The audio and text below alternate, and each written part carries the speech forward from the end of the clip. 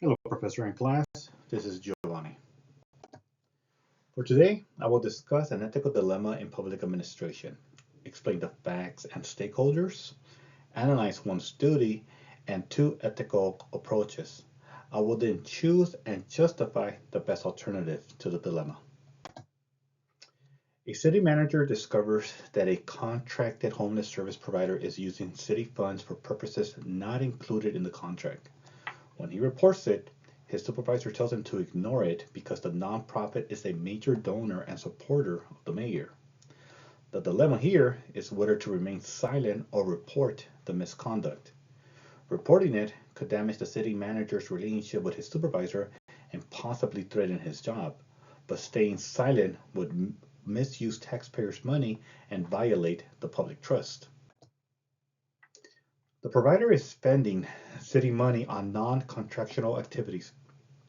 The city manager discovers this during a contract review and informed his supervisor, who told him to ignore it because the nonprofit supports the mayor. The stakeholders are the city manager, supervisor, nonprofit, mayor, taxpayers, city residents, and the homeless population. If exposed, the nonprofit could lose its contract and face legal actions, while the mayor could lose a donor and face scrutiny. If ignored, taxpayers continue to lose money and homeless individuals continue to lose services that were intended for them.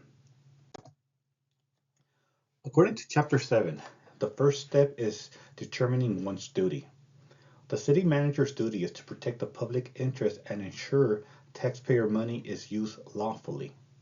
He must enforce the contract, report misuse of funds, remain honest, and avoid political favoritism. Because the supervisor ignored the issue, the city manager should document the misconduct and report it through the proper channels, such as the city attorney, ethics office, internal auditor, or city council. Chapter 7 recommends analyzing the situation using different ethical approaches: virtue-based, principle-based, and results-oriented. In virtue-based ethics, I see deontology as a moral compass. Deontology holds that moral actions are based on one's duty and rules rather than on consequences.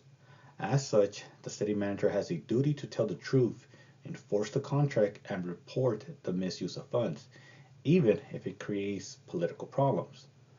When it comes to principle-based ethics, I see justice as fairness dictates the city manager's actions because it holds that everyone should be treated fairly and that public resources should be distributed equally, which is not happening in this situation.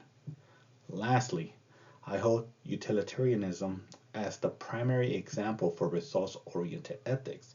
Utilitarianism argues that the best decision is the one that creates the greatest good for the greatest number of people. Reporting the misuse of funds protects taxpayers and ensures that homeless services funds are used correctly, resulting in a much larger number of people being served, especially when at present the nonprofit and mayor seem to be the ones benefiting from their misactions. The best course of action is to gather all available evidence of the misuse of funds, keep a written record of the supervisor's instructions, and save or print out any related emails if possible. The city manager should then report the issue to the city attorney, the internal auditor, the ethics office, or the city council.